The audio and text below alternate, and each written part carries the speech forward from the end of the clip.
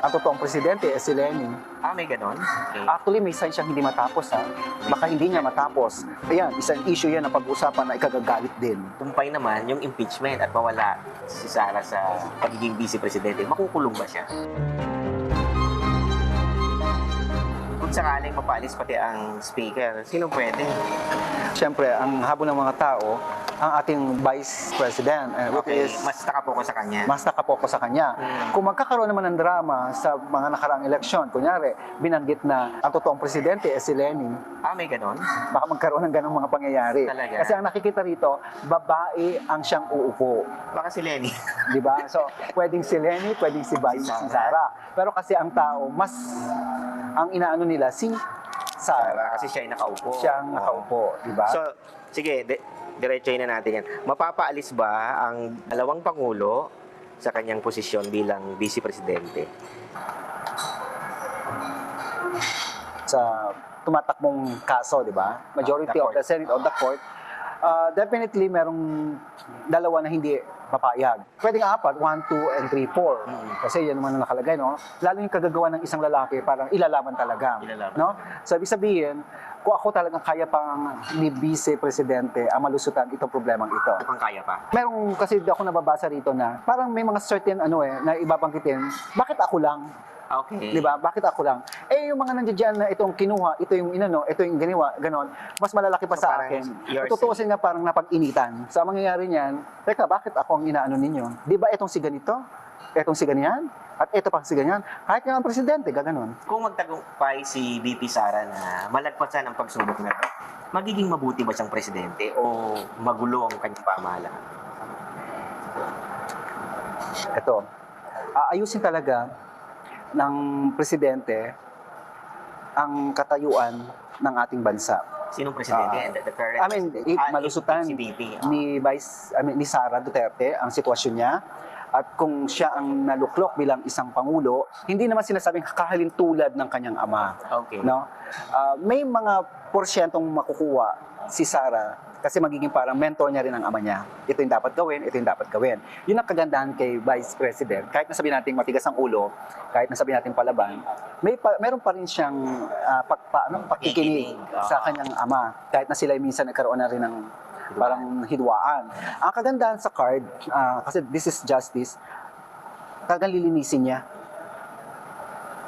Pag sinabi kong lilinisin, mula doon sa mga taong alam niya na hindi maganda, kung kurap man yan, parang nakikita ko maglilinis talaga.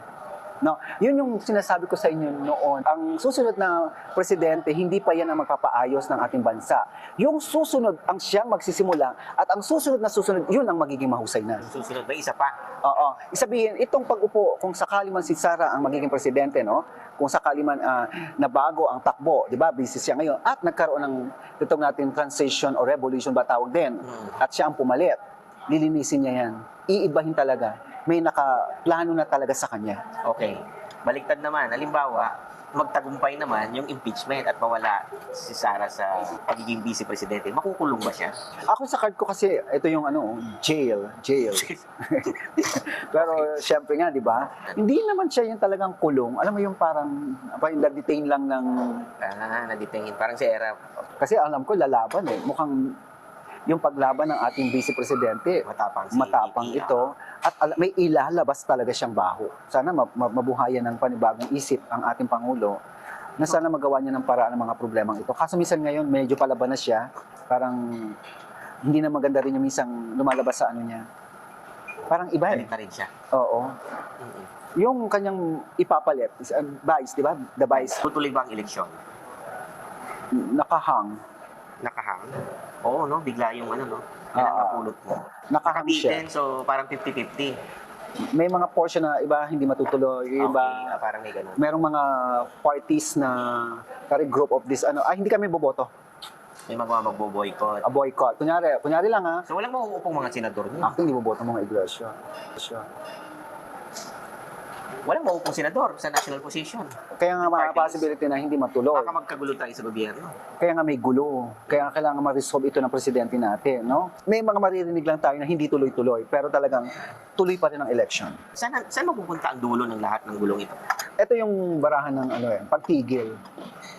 Ito yung baraha sa akin ng parang ang presidente mag-aalanganin ha. Ulitin ko, malaki ang chance na magkaroon ng tito natin rigudon o yung tito natin pagbabago.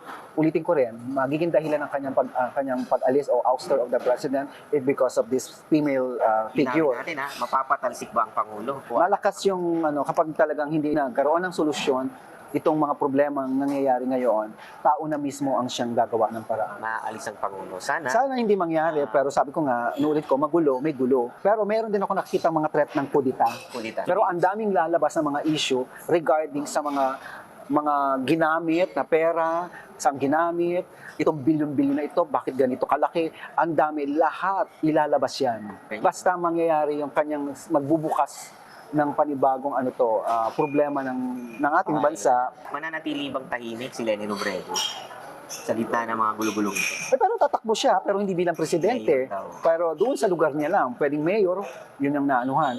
Sa ngayon, ayaw niya makialam.